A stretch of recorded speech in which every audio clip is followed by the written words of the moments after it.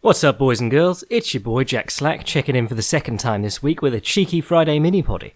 Having moved the office around and reorganised my life, I decided to put out the podcast as soon as possible after the fights on Sunday night. I think I did it. I was going to hold off till Monday morning, and then I thought, fuck it, I've already got it all uploaded. Why don't I just make it public? So that's what I did. So here we are. But quick catch up on the news that's going on at the moment. Things that interested me. Liam McGeary got a fight for Bellator 194 against Vadim Nemkov.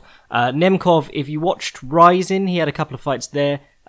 Retirement loss, I believe, at the end of the first round, like a 10-minute first round, against Jiri. Jiri's an interesting guy, like a light heavyweight sort of prospect, who I quite like to do something about, just because you don't often see heavyweight prospects that you actually want to talk about. But we're not talking about Jiri, we're talking about Vadim Nemkov. Scored a knockout in his Bellator debut.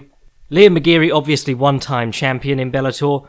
Brilliant off his back, but not good enough off his back that he could stop Phil Davis from styling all over him on the top. And then he just had a really rough fight against the Swarm, Linton Vassell, who I also like a lot. And is a Neil Melanson lad, so he does lots of interesting stuff. That was the one where he kept looking for the stockade from Mount, and then trying to dismount and neck crank him. It was awesome. And then various like Americanas too. Or if we're talking catch wrestling, you've got to call it a top wrist lock. But Bellator 194 is that card that's headlined by Roy Nelson and Matt Mitrione, part of the heavyweight tournament. Two of the actual heavyweights in the heavyweight tournament, though Roy Nelson, probably not an actual heavyweight if he got into fight shape. But that card's also got Patrick Frere versus Derek Campos, or Pitbull versus Derek Campos, whatever you want to call him. And it's got a Heather Hardy fight on too, and you know that she's the MMA hardcore's darling. Not fighting anyone good, but then her record's not good, so, you know. But she does have an interesting cross-counter, and it's always fun to watch. Then, of course, a load of fighters that you've never heard of, who have 0-0-0 records and no picture on Fight Finder. But that's the nature of the beast in Bellator. Certainly McGeary versus Nemkov strengthens that card. Something that's going on at the moment is the fartassery around UFC London. If you don't know, the standard procedure for UFC London, anytime they come, is to put together a shit card and hope that people buy it because we get so few events over here. And it always works. As of the last update, the card was Jimmy Manuwa versus Jan Blachowicz. I believe that's the second time they fought. The first time was completely forgettable. Leon Edwards versus Peter Sabota.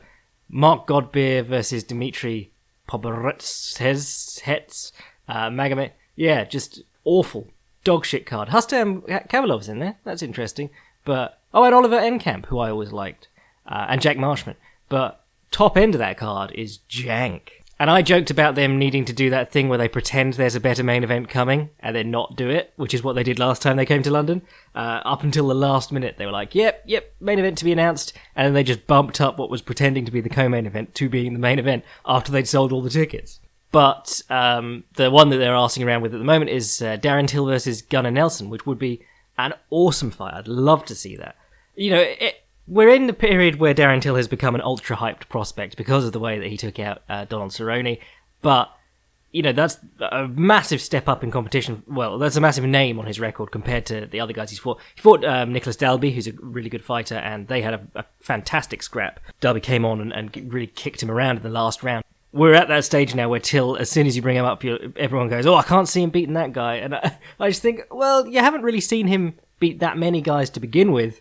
You know, that's an interesting fight in Gunnar Nelson. Not in terms of over the distance, because Gunnar Nelson's striking style does not hold up over 3-5 rounds.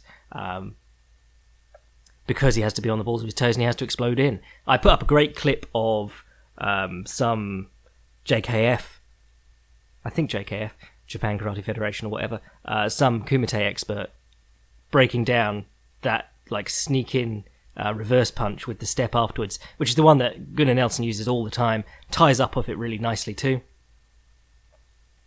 Very deceptive punch, and this guy was talking about how you've got to try and keep your centre of gravity level the entire time so that you don't come up and convince them you're coming forward. Very cool stuff. But anyway, yeah, I'd love that fight. Also, you know, Nelson, very, very strong grappler once it hits the mat. Maybe not a strong wrestler. But yeah, I'd like to see it. However, the word is that Till is also considering the Wonder Boy fight, which would do marvels for his run at the title, And Wonder Boy's in this position where he's got to fight anyone.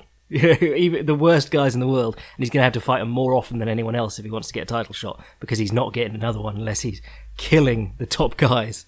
So keep your eyes on that. I mean, if it's announced, I'll desperately try and scramble up a ticket at the last minute, but if it's not, I'm not going to go and sit through Manoa versus Blachowicz 2. Matt Brown announced that he's coming out of retirement to fight Carlos Condit on April 14th. Matt Brown, if you remember, he retired last month, so it hasn't really been a retirement at all.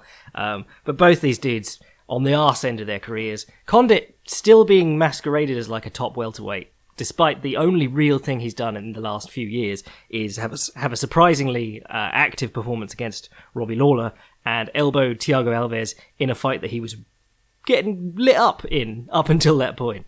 But, that's one that they can put at the top of a fight night card, or a co-main event of a fight night card if it's a particularly stacked fight night card, and people from 2008 will tune in because they know both names. Nate Diaz teased a return or didn't, because you don't know if the tweets are deliberately cryptic when it's Nate Diaz or if he's just tweeting that way.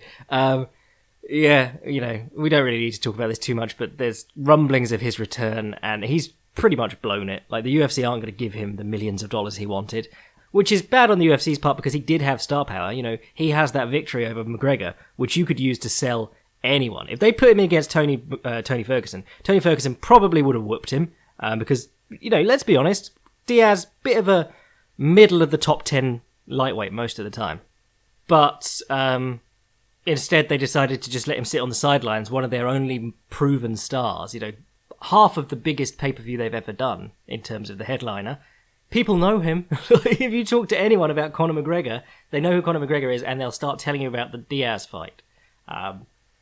Just crazy. But, that whole thing just stands as a testament to one guy massively overestimating his value, one side massively underestimating his value. If the UFC don't think that Diaz is worth taking the hit for a couple of $1 million just to have Tony Ferguson beat him or Khabib beat him, that's really stupid. Because the rub that they get from beating the crap out of him when Conor McGregor struggled, even in the winning performance against him, would be worth so much. But I moan about this all the time. Let's not moan about this today.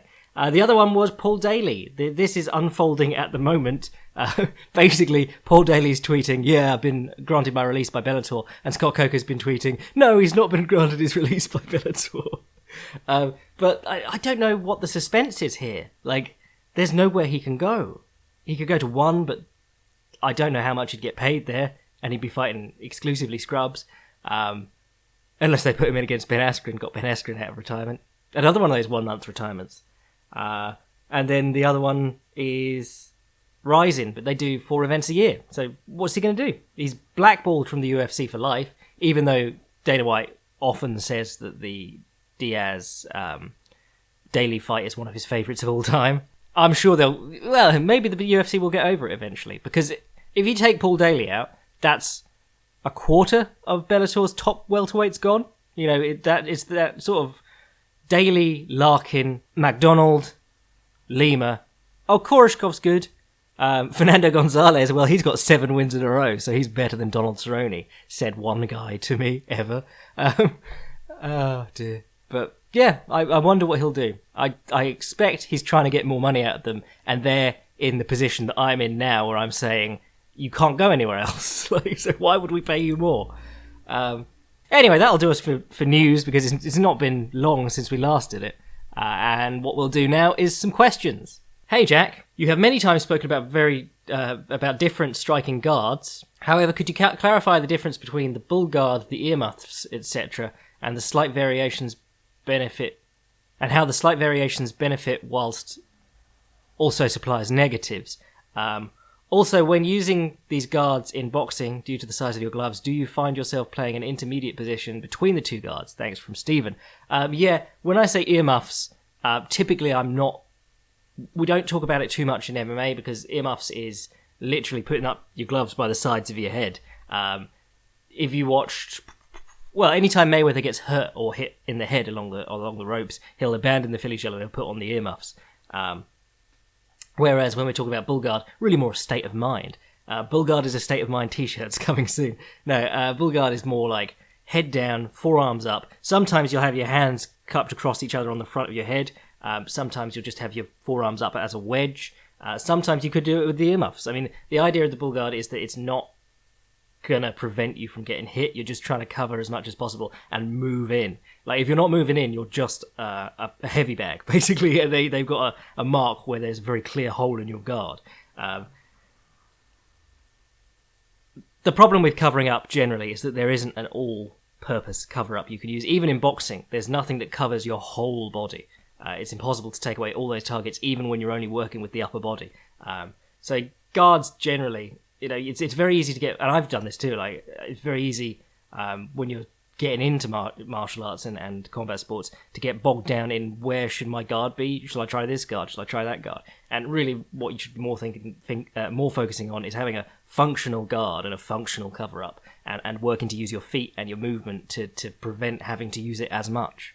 It's one of those things where overthinking it will kill you. So just, muck around with it, but you're never going to get to the point where you can stop all the punches by putting your gloves up. Dear Jack, aka the best iconoclast in MMA podcasts, Patreon boy here, I have 3 questions for you. 1.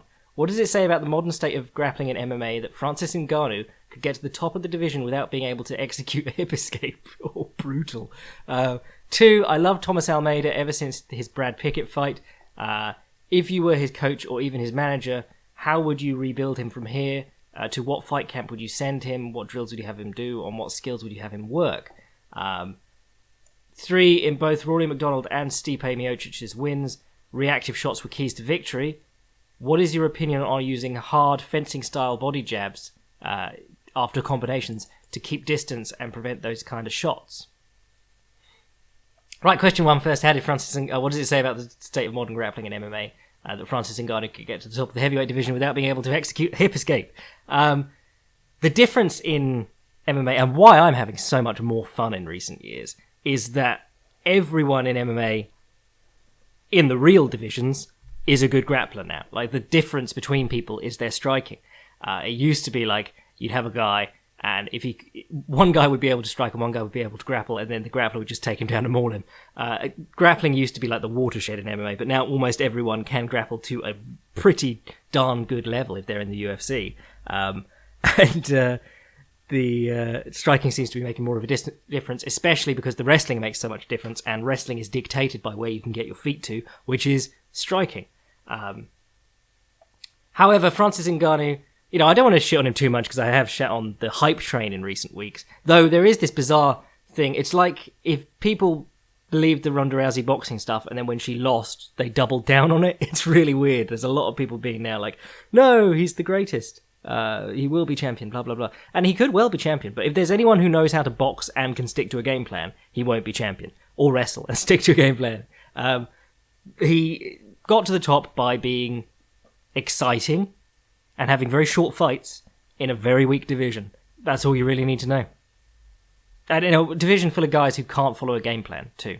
Like, Arlovsky and Overeem, if you watch their performances against him, they're woeful. I mean, Arlovsky comes out and does the only thing he knows how to do, throw the right hand. The only other thing he can do is lean on the fence. And then Alistair Overeem comes out chin first, looking for clinches, fails on the first clinch to do anything, and then starts lunging around in mid-range with overhands. If you watched those fights, and you were claiming that Ngannou is a magical boxer, you were delusional, but equally we couldn't claim that he couldn't do anything because we hadn't seen him tested against anything. And of course he got tired so quickly. He could be a killer in the gym, but that's that. However, if you are 6'4" and 270 pounds or whatever in the gym, and you're working with, well, I can't imagine he's got any world-class heavyweights in his gym, because there's only about 15 world-class heavyweights and they're all in America. So who's he going to be working with? Good light heavyweights, good middleweights? And a lot of that he's going to be able to muscle out of without having to exert himself tremendously either. It's when he's got a guy close to his own size on top of him and they're not just going to let him muscle his way up that's the hard part. That is part of why I believe heavyweights just don't turn out as good, because in the MMA gym sort of environment where you train with people close to your own size, but there may not be anyone in the heavyweight division except you in your gym, you just don't get that variety of training partners. You don't get all these people, all these different people who can trouble you in different ways, making you adapt and change. Question 2, I loved Thomas Almeida. What would you do with him? I think the Rob Font fight really it helped a lot that Rob Font has a great jab and was really using it well. Almeida's very good at countering people as soon as they square up. That overhand and the elbow to the... he does like a cross counter, but with his right elbow. It's gorgeous. But I think, aside from getting him in working with more experienced boxers and dealing with jabs, working on ascertaining whether it's a jab or whether it's a feint, and using his own jab to draw out the actual legitimate jabs and punches that he wants to counter, I'd have him in with more boxers and, that sort of stuff. But I also think putting him into more of a outside Muay Thai mindset. He has lovely low kicks, and he very rarely uses them to the extent that I would like to see him use them. If you've got good heavy low kicks in those lower weight classes, that's a real damaging weapon, especially in this era where guys are, they'll check a kick, but if you kick very low on the leg, that's still problematic. Until guys start withdrawing that lead leg on the regular, like Darren Till and Cyborg did against Holm, and Dan Hooker, my boy, did against Mark Chikese. Until you start withdrawing that lead leg and doing that whole Thai style thing, that low kick is going to be a nightmare for everyone. Send him to American Top Team, they'll teach him that. They'll also teach him to take a wicked bump through a table, if you saw Impact Wrestling the other week. Wait, no, that was the other night, sorry. What I like about Almeida a lot, aside from looking for those really neat counters, is that he uses, or when he's at his best, he uses so many weapons, whereas Rob Font is very much a boxer with a couple of kicks, or that's how he fought. I think if you had Almeida working through every range, kicking out in the open, moving into the clinch, elbowing and kneeing from the clinch, if you made him more of a Rafael dos Anjos figure, where he's got a couple of tools in each range, and he moves between the ranges really well, I think that would do him better, because his trouble has been sort of like hanging around in punching range, or getting stuck and bamboozled when he's trying to step in and counter. Question 3, in both Rory McDonald and Stipe's wins, reactive shots were the keys to victory. What do you reckon of body jabs after combinations to do this? I like body jabs anyway. I like body jabs especially because against wrestlers, if you're jabbing, and not even like the solar plexus, if you're jabbing the chest, you're almost in front of your shoulder, that's your longest reach. The jab can very easily be open-handed into a stiff arm. So yeah, ending combinations is nice with that. Ending combinations with push kicks sometimes works well in re-establishing distance, but that's more of like a swarming countering a swarming striker sort of thing. Push kicks against good wrestlers, not especially good MMA wrestlers like Rory, not a great idea. Though ending combinations with an oblique kick or something like that, forcing them to throw their hips back, and they'll really struggle to reach down and pick that up. Maybe. I think to deal with reactive shots, you've got to try and mess with people's reactions. It's the same as counterpunching. Lots of feints, and then when you are stepping in, stuff that's harder to catch than, if I step in and square up to throw my overhand or throw a hard right low kick. Though the hard right low kicks were working for Lima. Cheers, Anthony. Right, we'll have a quick rundown of the Facebook thread, and then I'll piss off for today. So I said I reckon we've got time for a second potty this week. Let's be having them questions. And what have we got? A truck going past the window. That's not great. Dalton says, what are your thoughts on Dillashaw versus Rivera? I really like Rivera. I think he's due a title shot. Have they announced that? I must have missed that if they announced that. I think we're all waiting on the Dillashaw DJ announcement at the moment, aren't we? But Rivera is probably due a shot at the title. I was quite excited to see him against Dominic Cruz. I've also wanted to see Rafael Assunção versus Dominic Cruz for a very long time. Just now that Cruz has sort of taken a step back from the division, or from fighting, it seems. Assunção versus title holder. Assunção versus Garbrandt would be fun. Have they? I don't think they fought, have they? No. Connor says, would a fighter being openly and aggressively gay, cause religious conservative fighters to refrain from jumping into their guard? I've always struggled with the idea of being a homophobe in this sport anyway. In Borat, they went to that actual... I know that Borat is obviously a lot of his stage, but they did seem to go to a real event that was like MMA against gay people or something like that.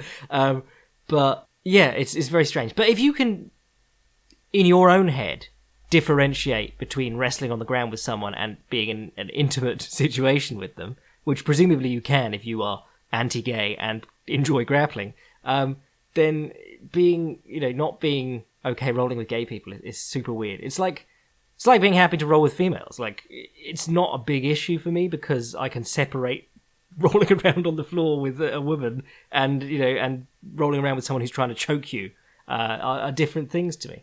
It's like being ticklish, there's always the joke of, like, what if someone starts tickling you in BJJ or something like that? But context sort of removes ticklishness. So, yeah, weird. But even, like, Big Nog said that he wouldn't be okay rolling with gay dudes. So it's kind of sad that that's still out there, but maybe it's stigma. Maybe people are scared of catching something, because, like, some of these guys come from an older generation. But Eric Paulson famously doesn't roll with people who are going to give him a bad aura. And he goes for an aura cleanse, like, once a week. Great guy. Really funny guy, really insightful guy who's done a lot for martial arts, but genuinely kooky in that regard. Things you should actually be worried about are like Japan letting Tommy Morrison fight after it was announced that he had HIV. And that's the danger of not having commissions. Even though they're fucking rinky-tink and do all sorts of bullshit, you're not going to be allowed to fight in Las Vegas if you've got, like, hepatitis or something like that. Well, Alex Emelianenko is still fighting with hepatitis. And as a rapist. And kidnapper. Jacare versus Brunson, ? Yeah, we haven't really talked about that. I'm going to run down the card in a little bit, very briefly, just for things to look out for. David says, are you excited about Rockhold versus Romero? Who would you like to see against Bobby Knuckles? And in a fantasy world, how do you think he would match up against GSP? Oh, I don't understand that last sentence, but I think he's asking how Bobby Knuckles matches up with GSP. To be honest, I'd quite like to see Bobby Knuckles against Romero again without a destroyed knee, because I would love to see, because the whole time in coming in I was like, I want to see this guy put the jab on Romero, and then within the opening exchange his knee just stops working and he starts throwing front kicks instead, which is amazing thinking in the moment, but I would just love to see him jab up Romero, because the thing about Romero is it's very easy for us all to be like, oh, he's evolving so quickly on the way up when he's kneeing people in the head and stuff, but I don't know how. We haven't seen him since the loss, but I don't know if he'll actually develop anything new in answer to that loss. There's a difference between, like, evolving once you meet resistance and evolving to get better in that specific area that you've been proven bad in, and being like, I like flying techniques, I'm going to get really good at them, even though they're nothing to do with, like, what you need to be working on. So that'll be interesting. Blades versus Ngannou 2, are you excited? Curtis Blades is getting better. I don't know who he's working with, but I'd like to see him working with, like, a really good boxing coach, because his jab was doing exactly what I expected it to do. Well, what I expected Stipe's to do against Ngannou, and Stipe did actually jab Ngannou up, but Blades wasn't getting out of the way afterwards was the problem. And he's a good wrestler, but, like, he's still in that sort of doesn't really have his MMA wrestling down, if you will. Ross says, best feint ever thrown? ? Kevin Randleman's feint double leg into left hook, Machida's fake front kick to snap kick. Oh, I don't know. I think the best feints ever thrown would be the ones that we're not even picking up on, but dudes are convincing their opponents that something's coming. You can do it with your eyes. You can just Dillman them. I don't know. The whole thing about feints is that you can't be thinking that was a really good feint. You've got to be thinking every feint just the same. Got to look just like the actual strike that's coming. And now we've got the police going by in the background. This was a terrible morning to record the podcast. Harry says, ways to deal with the good jab and lead hook double attacker. Okay, one way, like, this is going to be sort of... the hard thing is the best way to deal with this sort of stuff is just to be in with it often and try and work your own game against it and build the stuff into your own game. But to cheese it, I'd say start hand fighting with the lead, like, use your right hand to block the path of the jab, and then you know that the left hook is the only one that can get through and it's on a slower path, and you can just duck or fold behind your right elbow whenever you see that coming, come up with counters. One way to deal with it. That's a very George Foreman way to deal with it. If you watch George Foreman versus, what's his name, Douglas something or other, just jabbed his face off, and Dick Sadler's interviewed afterwards and they show a load of replays of Foreman just smothering his lead hand. and then ducking under left hooks. And Dick Sadler's like, yeah, we were trying to take the power off before it even got going, in the style of Jack Johnson. And I thought that was very cool. So yeah, hand fighting is always good against good lead hookers. But you have to really be... In fact, it's not even hand fighting. You're taking away one, and then you've got to be ready to react for the other.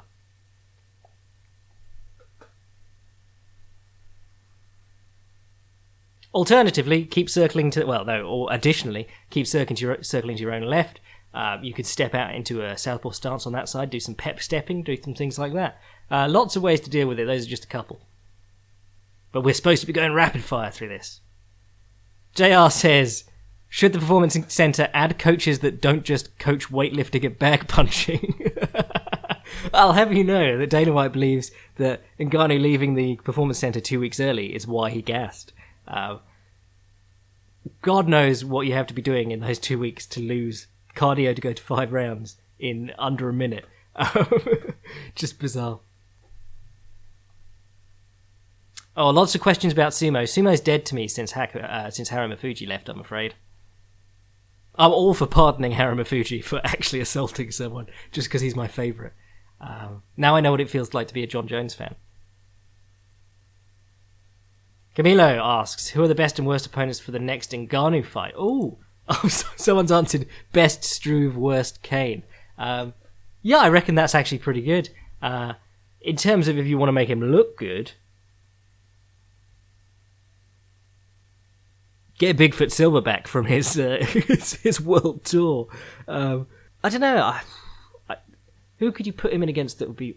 I would like to see him in against Junior Dos Santos, because Junior Dos Santos is actually a very talented boxer for the division. He's still got the thing is, you got to realise there are levels of mistakes. Someone was equating Junior Dos Santos retreating onto the fence quite often with Ngannou literally not having basic footwork down. Not quite the same. But, there are holes that Ngannou could exploit in Junior Dos Santos, but there are a lot more holes in Ngannou that Junior Dos Santos could exploit with his, body jabs, his in and out movement stuff. And I really think that you would have to see a very good Ngannou in actual terms of pure boxing in that fight, or kickboxing, whatever. But I think that fight would make him work harder as a striker. Kane, yeah, well, I'm always reluctant to write... Kane's in this situation where he hasn't fought in forever, but he's an automatic favourite against whoever we match him up against in our heads. Wheel-kicking Travis Brown is not doing it for me. Maybe put Ngannou in against... who's that big Polish lad? Tabura. Yeah, put him in against Tabura. Obviously, 2 up-and-comers in the division. You don't want to kill off their potential, but then you've already had Ngannou versus Blades, and Tabura's on his way up. He's had that rough loss to Verdum, but he's still an up-and-coming good guy who's a cut above a lot of the heavyweights, so that could be a fun one. And he's also really tough, so if Ngannou could knock him out, that'd be very impressive. The other thing about Tabura is that he does actually have a bit of a gas tank, which is quite useful. John says, who do you feel would be champion in each division at the end of the... Oh, Jesus, Demetrius Johnson...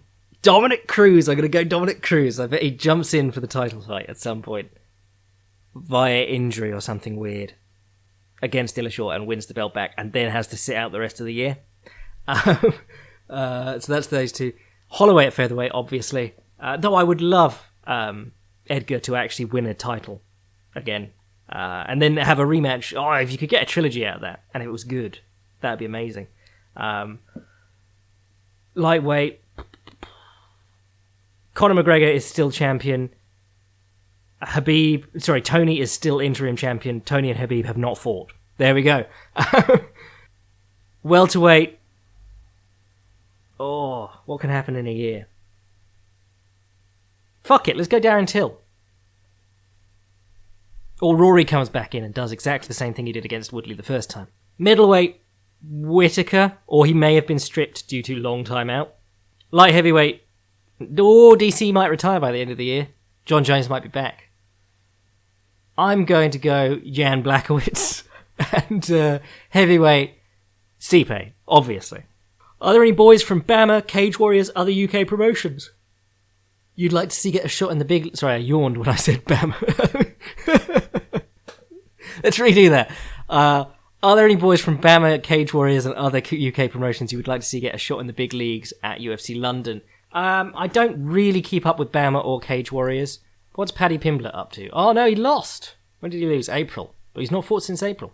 But he's got a fight coming up in February. Okay. Yeah, I mean, I always liked Paddy Pimblett.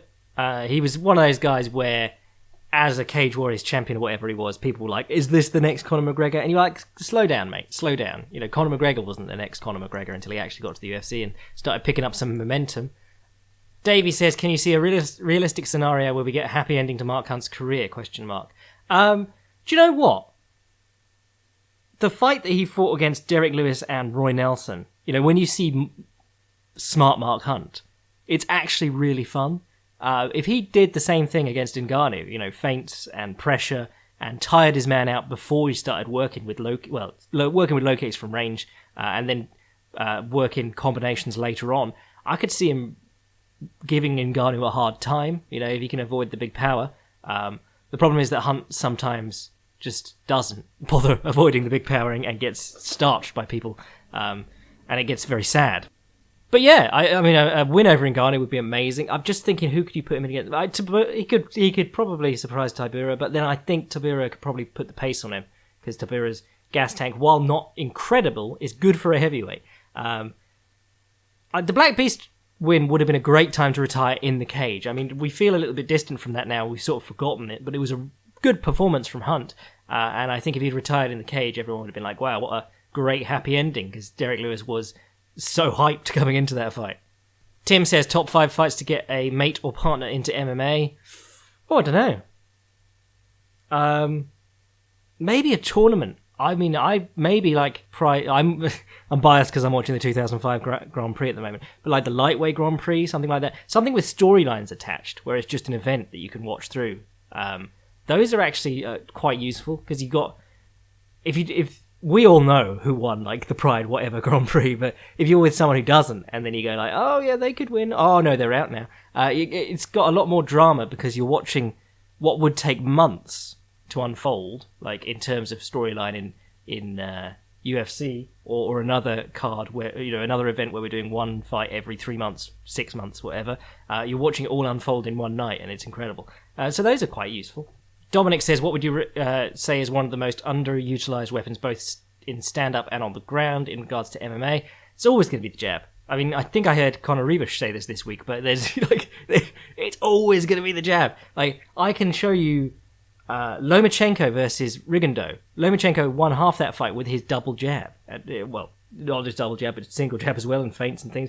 But if you can actually use the jab, and convincingly in a number of different ways, it's not only a hurting blow and a counter blow, it's also just something that you can keep in someone's face and make them show you reactions. In terms of crazy shit, the Valerie kick, the like a crescent axe kick with your rear leg. If you haven't looked at it, look it up. Valerie Dimitrov. It's called Valerie Gary or the Valerie kick. I like it because of the same reason that people like the low kick now, because actually it's a little bit different. It's a little bit different to the low kick. If you are throwing the low kick, you are assuming you're going to connect on the shin, because you're either kicking the shin because the guy doesn't move, or if the guy picks his leg up, you're kicking further down the shin. With the Valerie kick, you get like a mix of the benefits between the low kick and the thigh kick. You're kicking for the thigh to begin with, but you're kicking with the heel, so if the guy picks his leg up to check, your heel is going to hammer into their shin.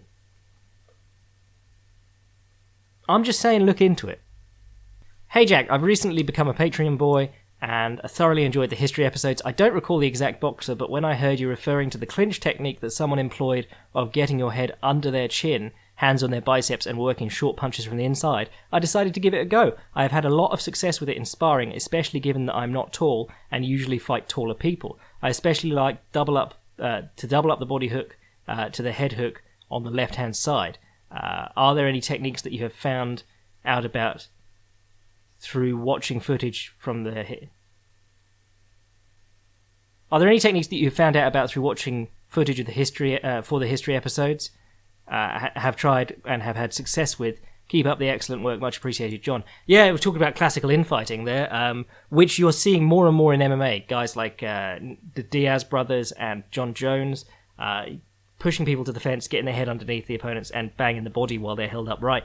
And I was listening to John Danaher on the Joe Rogan podcast, which I highly recommend, last week, and he was talking about why do we get guys, why is the plan to get guys on the ground in jiu-jitsu? Because you're taking away their ability to move explosively. And if you look at like classical infighting, when guys push each other up to the to the ropes in old school boxing, like Henry Armstrong, with their head in the chest, they have taken away explosive movement from their opponent, and they're working these short little digging piston punches on the inside.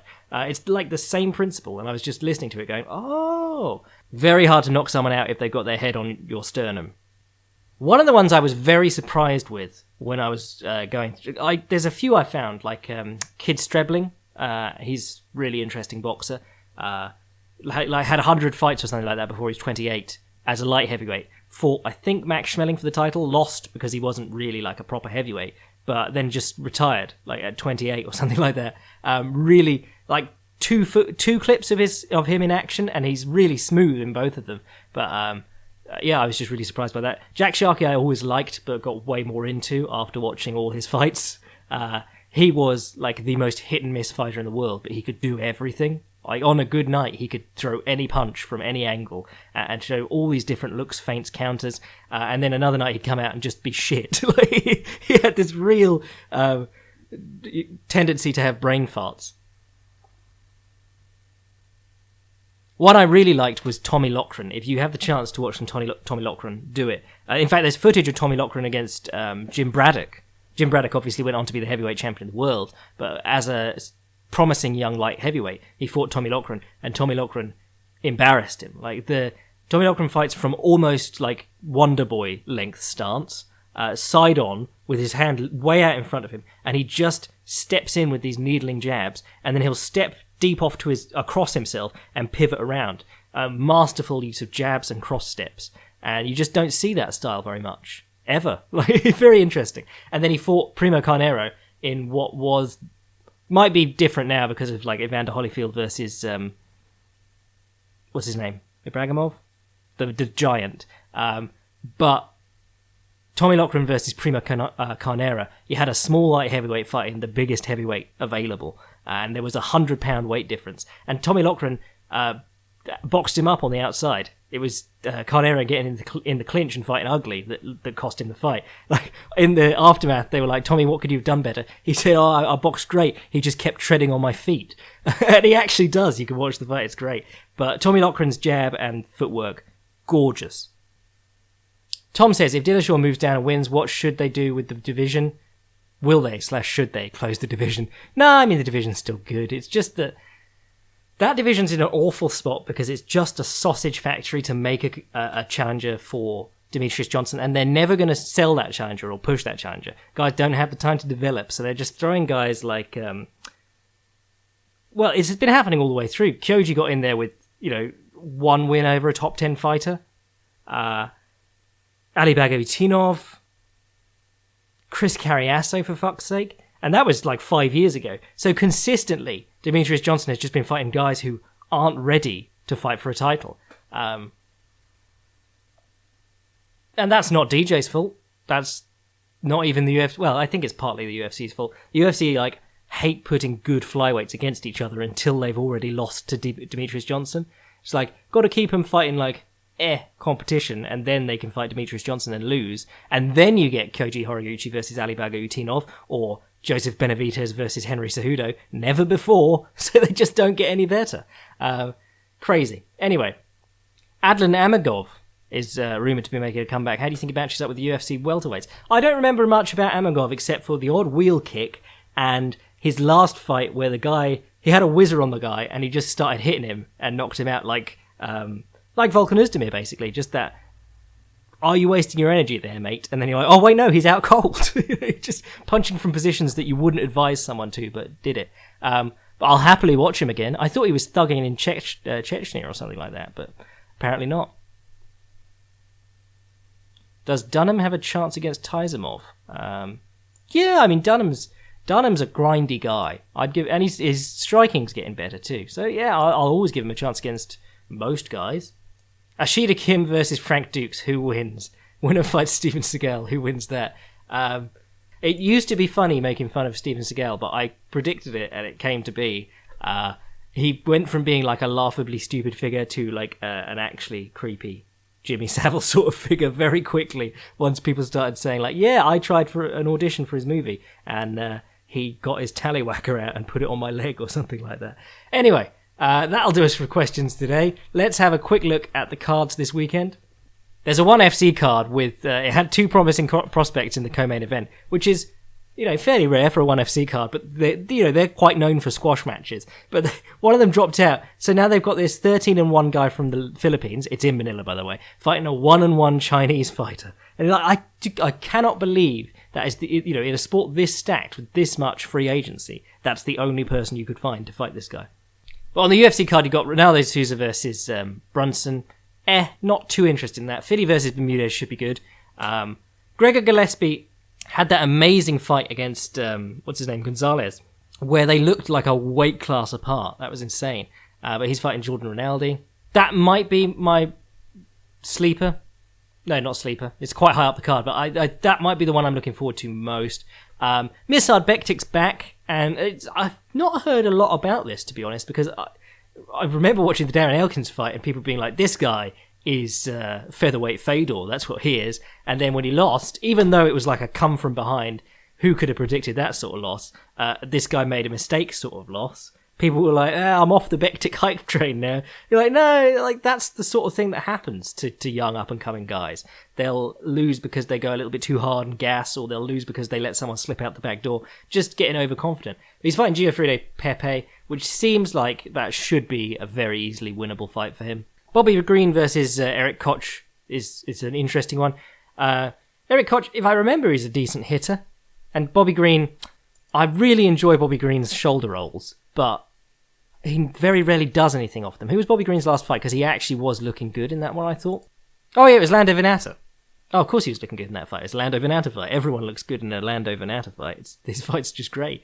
But yeah, he was doing like the shoulder roll and coming back with the straights. And, the shoulder roll is a style where if you're employing it right, it punishes guys for opening up. If you're employing it wrong, all you're doing is saying, nah, you can't hit me, and then eventually you're getting hit because the guy doesn't have to worry about something coming back. The shoulder roll is supposed to be, you take the blow, and the moment you take the blow, you know without looking that they're close enough to hit with your right hand.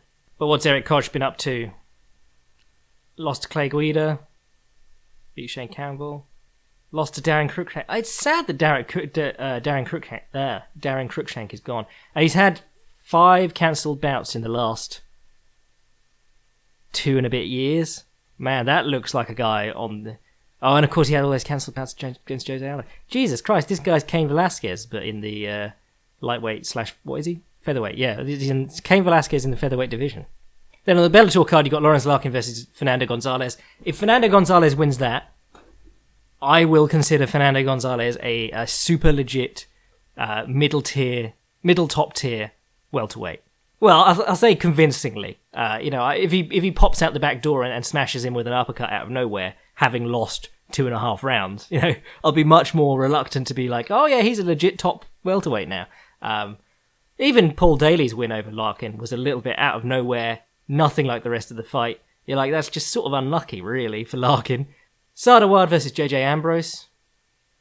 Didn't he do Star Trek? Kendall Grove getting a tune-up against AJ Matthews, 8-7. Yeah, I mean, the rest of that card is Bellator, so it's pretty dog shit after the top 2 bouts. But just be grateful you're not in the arena watching 18 dark fights. Right, I reckon that'll do us for today. If you're not a Patreon boy, sign up for the Patreon, get the history lectures. As you already heard, someone learned stuff from it. Buy the book, bookmark the primer, or thefightprimer.com.